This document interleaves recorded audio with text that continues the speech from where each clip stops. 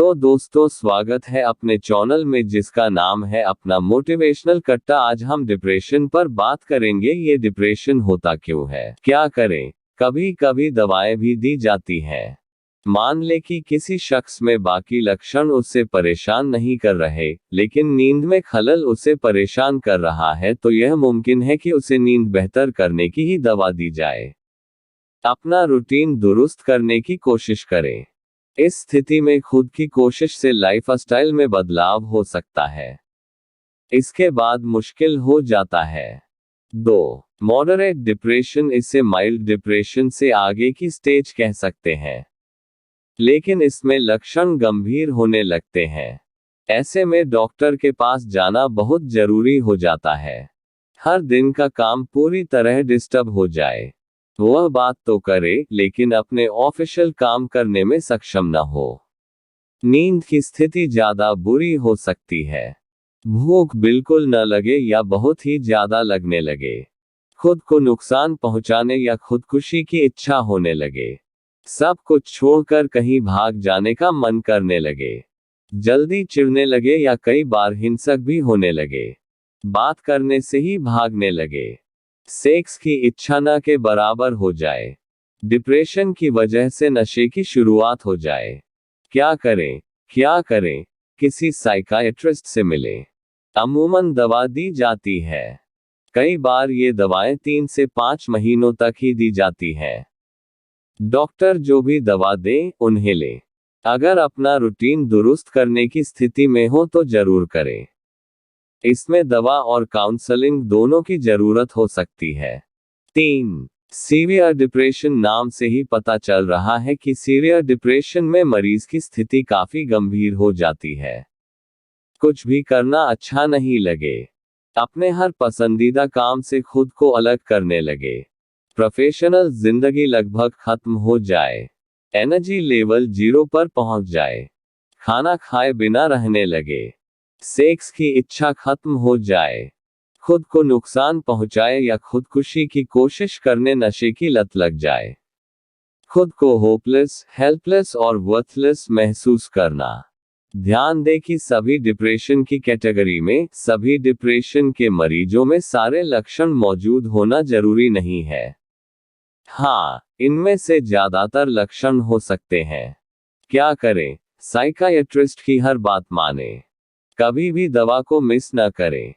एक बार भी मिस न करें।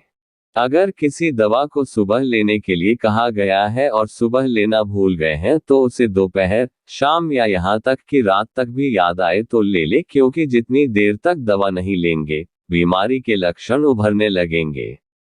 अपनी मर्जी से कभी भी दवा बंद न करें। अगर ऐसा लगे कि मरीज पूरी तरह ठीक हो गया है, लेकिन डॉक्टर दवा दे रहा है, तो दवा खाएं। ऐसा इसलिए क्योंकि डिप्रेशन कुछ समय बाद फिर लौटकर आ सकता है। एक्ट और RTMS जैसी थेरेपी भी कुछ लोगों को देनी पड़ जाती है। इनके बारे में हम 28 अगस्त के अंक में विस्तार से पढ़ेंगे। डिप्रेशन का असर शरीर के दूसरे अंगों पर, चूंकि इसमें खानपान डिस्टर्ब हो जाता है, रूटीन पूरी तरह डिस्टर्ब हो जाता है, इसलिए हमारी इम्यूनिटी भी कम हो जाती है। शरीर में दूसरे विटामिन्स और मिनरल्स भी कम हो जाते हैं। अगर डिप्रेशन के साथ कोई दूसरी बीमारी भी हो तो उसके बढ़ने की आशंका बढ़ जाती है, क्योंकि दवा सही टाइम पर नहीं ले पाते, खानपान का भी ध्यान नहीं रख पाते। डिप्रेशन के मरीज दवा व काउंसलिंग से नॉर्मल जिंदगी में लौट जाते हैं। पर्सनल और प्रोफेशनल दोनों काम बढ़िया तरीके ने निपटाते हैं, लेकिन इलाज ठीक से न मिले तो परिवार और समाज पर बोझ बन सकते हैं। ये डिसऑर्डर भी करते हैं परेशान। Seasonal affective disorder sad. इस तरह का डिप्रेशन सीजन यानी मौसम के साथ होता है। आमतौर पर सर्दियों में होता है और बसंत व गर्मी आने तक खत्म भी हो जाता है। अमूमन यह डिप्रेशन माइल्ड होता है, लेकिन किसी मामले में स्थिति गंभीर हो जाए तो साइकोलॉजिस्ट या साइकाइट्रिस्ट की मदद ले सकते हैं। Premenstrual dysphoric disorder PMDD। यह महिलाओं में होता है। इसके लक्षण पीरियड्स आने से पहले सप्ताह में दिखते हैं और पीरियड्स शुरू होने के बाद कुछ दिनों में ठीक हो जाते हैं। जो महिलाएं पीएमडीडी का अनुभव करती हैं, वे अक्सर पूरी क्षमता से काम नहीं कर पाती। इसमें भी अमूमन वही लक्षण दिखते हैं तो डिप्रेशन में दिखते हैं। चिड़चिड़ापन, गुस्सा, घबराहट, उदासी रहती है। कुछ महिलाओं के मन में खुदकुशी तक का विचार आ जाता है।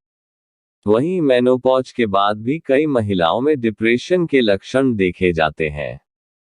इस समय हार्मोनल तब्दीली आती है। ऐसे में महिलाएं जल्दी गुस्सा हो जाती हैं। उनमें कुछ खालीपन का एहसास होने लगता है। ऐसे में परिवार के दूसरे सदस्यों की यह जिम्मेदारी है कि उनका ख्याल रखें। आयुर्वेद में डिप्रेशन के लिए उपाय ब्राह्मी, जटामांसी, शंखपुष्पी, अश्वगंधा आदि का इस्तेमाल डिप्रेशन के इलाज में किया जाता है। इनसे दवाएं बनाई जाती हैं। अश्वगंधारिष्ट, सारस्वतारिष्ट तैयार किया जाता है। ये हर्बल वाइन होते हैं। इनका उपयोग भी इलाज में किया जाता है। शिरोधारा से भी फायदा होता है। इसमें तिल के तेल आदि में जटामांसी या दूसरी चीजें मिलाई जाती हैं। फिर सिर पर 45 मिनट के लिए धारा डाली जाती है। योग और मेडिटेशन से भी फायदा होता है। यह इलाज का अहम हिस्सा है। दवाओं की मात्रा क्या होगी, कब तक दवा देनी है, यह इस बात पर निर्भर करेगा कि लक्षण कैसे हैं और ये लक्षण किन वजहों से मरीज में आए हैं। दवा से लेकर काउंसलिंग तक सवाल, क्या डिप्रेशन के सभी मरीजों को दवा, काउंसलिंग और मेडिटेशन की जरूरत होती है? इसके लिए हमें यह समझना होगा कि डिप्रेशन की वजह क्या है।